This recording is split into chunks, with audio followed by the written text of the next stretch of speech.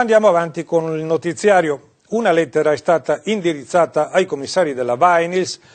perché non si proceda con le ipotesi di liquidazione o di fallimento dell'azienda, almeno fino al giorno previsto per la valutazione delle offerte, cioè il 20 maggio. La lettera è stata firmata da Luca Zaia, governatore del Veneto, Francesca Zaccariotto, presidente della provincia di Venezia, e da Giorgio Orsoni, sindaco della città. I contenuti della lettera ce li spiega la presidente Zaccariotto.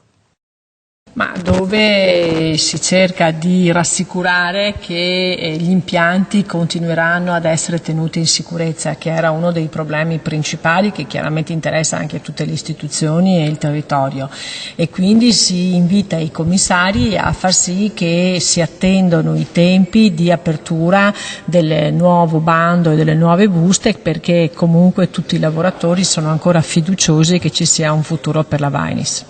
Quindi dilazionare il fallimento?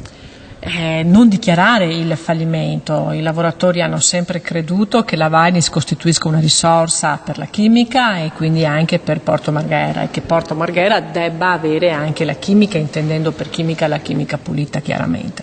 E quindi dopo tutte queste battaglie che sono state condotte in questi mesi, non è che sia così facile accettare che tutto sia finito, ma c'è una speranza ancora, e quindi loro dicono, siccome si era messa in discussione, in dubbio la possibilità che loro, per delle difficoltà di turno che erano accadute, garantissero ancora la sicurezza degli impianti, loro si sono impegnati a dichiarare questo, e le istituzioni, cioè provincia, comune e regione, si sono impegnate, assumendosene assieme ai lavoratori una responsabilità, affinché comunque si attendano quelli che sono i termini, che sono i tempi che sono stati previsti, perché si possa sperare ancora che c'è una opportunità per la Vinyls attraverso il nuovo bando e quindi la nuova apertura dell'offerta.